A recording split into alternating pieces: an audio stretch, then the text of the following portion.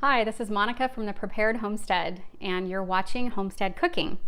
Today we're going to make something super simple that is absolutely delicious. It has just a few ingredients. So we have 1 pound of potatoes that we've peeled and diced. Thank you, Lindy. I have 5 cups of liquid here. About 3.5 cups of it is our homemade turkey bone broth that's pre-prepared. We not only, put soy sauce and some salt in here, but we also cooked it with reishi mushroom and astragalus so that we have something that can really boost the immune system.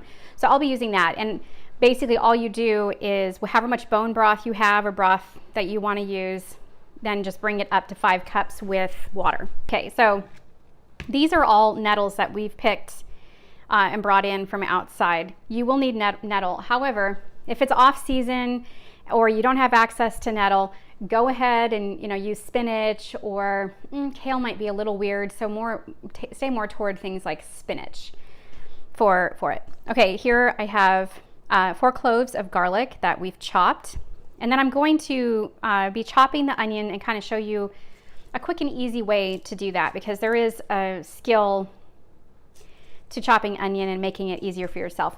Then here I have melted butter, 3 tablespoons melted butter, and 1.5 tablespoons flour that will act as the thickening agent for this soup. And it doesn't get super thick.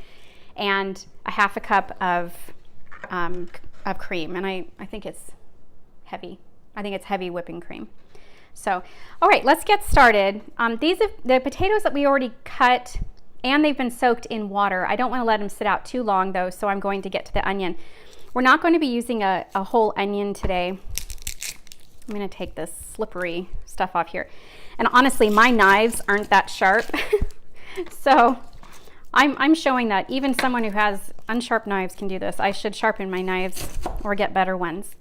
So what I'm doing here is cutting it in half and then cutting that one, stem end off. However, I'm going to leave this end intact.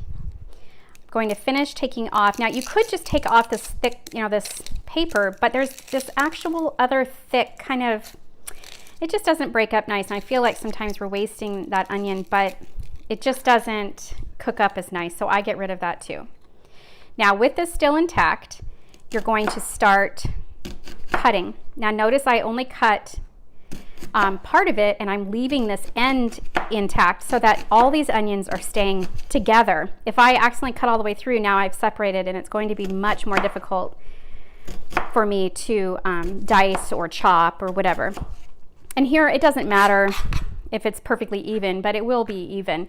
I'm not going to make them super small because they're going to be cooked up, and then we're going to be doing the immersion blenders. So you can see just how easy that is to create these. And though I will probably get some tears in my eyes because I'm cutting onion and the acid is coming up, it's not as severe as if I'm trying to battle the whole thing and it's falling apart. And I'm going to rotate it and just sort of get that last little bit off so I'm not wasting any. If I was needing them to be exact size and I wasn't going to be grinding them up, I would be a little more careful about how I'm doing this last bit. But that's it. I mean, you can see these are now cut into chopped pieces. You can dice it by making the vertical cuts closer together and then making smaller cuts across it. All right, this is honestly, I feel almost guilty showing you this because this is such a simple recipe, but that's the whole point, right? Okay, so we're going to put this 1/2 onion in, the garlic. In order to handle the nettles, I'm going to wear gloves. If you're dealing with arthritis in the hands, well, go ahead and use your hands because now you can decrease arthritic pain. And what I might do in the beginning, because as they soften, they'll start sinking in. We'll see how much liquid we can get in here. I might take some of these, like this stem is pretty big, so I'll just tear that off and make sure that we're not getting, too big of stems in there. And really the spring ends, the new growth is the best stuff to get. However, it's all going into soup and it'll break down. And once you cook it, all the stinging goes away, so you don't have to worry about that at all. Cook it or blend it or anything like that. I'm going to add my broth. I'm hoping that I didn't underestimate the size of the pot I needed. I guess we'll see. I'm going to press that in, and as it heats, the greens will begin to wilt, and we'll make more space for my potatoes. And then I think it will be fine with the amount of liquid we have in here. If not, I'll just add some more water and it'll be okay. So this is going to need to come up to a simmer, and then we'll need to simmer until the potatoes are soft and cooked. And that's going to take, depending on how big your chunks are, 15 to 20 minutes. And so I would just come back in about 15 minutes. We'll keep an eye on it because once it comes to a boil, you'll want to reduce it. But come back and check it out. Feel the softness of the potatoes and continue cooking until they're ready to go. In the meantime, let's talk about this over here. Ooh, it got kind of dark outside. Yeah. Okay, so we have the 3 tablespoons melted butter, and I'm going to sprinkle in the 1.5 tablespoons flour and turn this into sort of a thick paste. And we want it to be nice and smooth so that when we add it to our soup, it's not chunky or nasty. And so that's how it should look when it's done, and it'll sit here and it'll sort of thicken over the time. But when I add the broth to it from the soup, it'll liquefy it enough where we can add it to the soup and use it to thicken it slightly. This isn't a really thick soup. It's a cream of nettle. So anyway, that's it, and I will come back in 20 minutes to show you the soup that's cooked. The potatoes are done, and then we'll do the immersion blender and blend it up and add all this stuff to create our delicious cream of nettle soup. Okay, so we're back.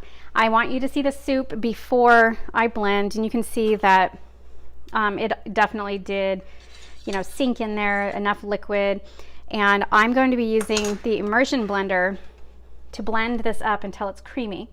The other option, now that it's cool, is putting it in a regular blender. I have a Blendtec, but a decent blender that can really blend it down. Make sure that you're taking off the top piece and just covering it with maybe a towel, so in case any pressure does build up from heat in there, it doesn't explode and get all over you in your kitchen.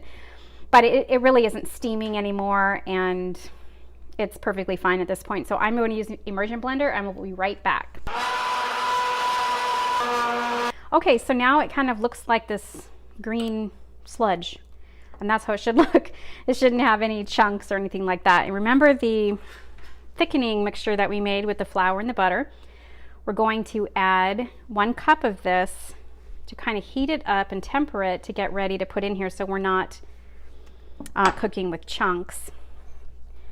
I'm going to blend that in there. So I've got the heat on low, and I'm going to continue to stir this in here, and it will thicken it as it continues to heat. So just do this for a few minutes until you see it start thickening.